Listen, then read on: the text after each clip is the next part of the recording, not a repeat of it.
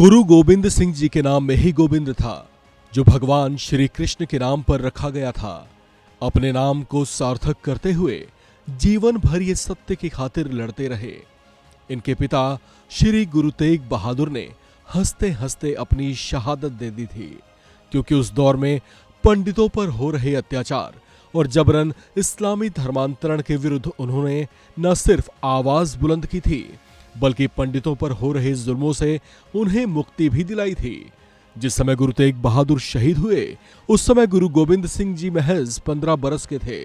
उस घटना ने उन्हें अंदर से झकझोर दिया था। गुरु गोविंद सिंह जानते थे कि अगर लोगों को शासकों के अत्याचारों से मुक्ति दिलानी है, तो उनके अंदर नैतिक बल भरना जरूरी है। वीरता और पराक्रम की परंपरा में पले बढ़े गुरु गोविंद सिंह भी बड़े जाबाज थे। इनकी शौर्यता इनके 4 साहिबजादों की शिराओं में भी बहती थी। इनके 4 साहिबजादों ने भी धर्म के लिए कुर्बानी दे दी थी। 13 अप्रैल 1699 वो तारीख थी जिस दिन बैसाखी का पर्व मनाया जा रहा था। उसी दिन गुरु गोविंद सिंह जी ने खालसा पंथ की स्थापना की थी। खालसा का मतलब होता है खालिस, यानी शुद्ध।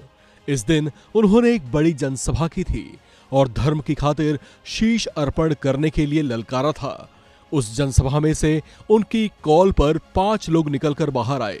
एक तंबू में उनके मस्तक धड़ से अलग करने के लिए उन्हें बारी बारी ले जाया गया, लेकिन ये तो उनके समर्पण की परीक्षा थी जिसमें वे सफल हुए।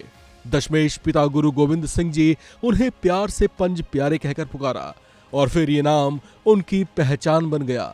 उन्हें अमृत पान करवाया गया और उनके हाथों खालसा पंथ की रक्षा की जिम्मेदारी सौंपी गई। खालसा पंथ का ध्येय था कि वो कमजोरों पर अत्याचार नहीं होने देगा, अन्याय के विरुद्ध सदा लड़ता रहेगा और सत्कर्म के लिए लोगों को प्रेरित करता रहेगा। गुरुओं के त्याग और समर्पण भाव को हिंदू सदा से पूजते और मानते आए हैं। आखिर अतीत में उन्होंने इनकी रक्षा जो की थी। देश भर के गुरुद्वारों में हिंदू लोग भी खूब जाते हैं और दिल से गुरुओं की शिक्षाओं और आदर्शों को मानते आए हैं। पूरे भारतवर्ष में गुरुओं ने कई जगहों की यात्राएं की और अपने उपदेश दिए।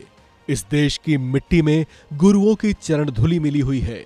ये पूरा भारत देश इस बात पर गुमान करता है कि इसकी पहचान 10 गुरुओं से भी है। लेकिन अचानक कुछ दशक पहले एक शब्द चर्चाओं में आया। ये शब्द था खालिस्तान, जिसका मतलब होता है खालसा का स्थान। लेकिन सोचने वाली बात तो यह है कि खालसा का स्थान तो पूरा भारतवर्ष है, फिर खालसा को एक सीमित जगह तक समेटने की कोशिश क्यों की जा रही है? दरअसल देश के बंटवारे के समय पंजाब का एक बड़ा हिस्सा पाकिस्तान में चला गया था, जिसके बाद भाषाई आधार पर अलग पंजाबी सूबे की मांग ने जोर पकड़ा। 1966 में ये मांग मान भी ली गई और पंजाब राज्य का वर्तमान स्वरूप सामने आया।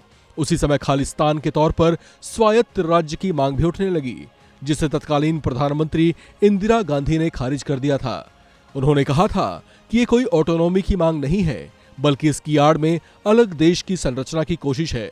खालिस्तान की मांग ने 1970 के दशक में जोर पकड़ा और धीरे धीरे इसे खालिस्तान आंदोलन का नाम दे दिया गया। 1980 के दशक में जब पंजाब में खालिस्तान अलगाववादी आंदोलन अपने चरम पर था, तब इसे वित्तीय संसाधनों की आवश्यकता थी। ऐसा कहा जाता है कि पाकिस्तान की ISI ने मौके का फायदा उठाया और भारत से कनाडा गए सिखों को अपने वश में किया और उनमें अलगाववाद की चिंगारी भड़का दी। लेकिन ये समझने की जरूरत है कि आखिर खालसा पंथ की बुनियाद क्या थी, उसका पवित्र लक्ष्य क्या था और खालसा के नाम पर रखे गए खालिस्तान नाम और उसकी आड़ में पनपते अलगाववाद का लक्ष्य क्या है? क्या ये अलगाववादी भारत की मिट्टी से, जिसमें 10 गुरुओं की चरण धूलि है, उससे इसकी पहचान को छीनना चाहते हैं? इस खबर में फिलहाल इतना ही। बाकी अपडेट्स के लिए आप बने रहिए वन इंडिया हिंदी के साथ।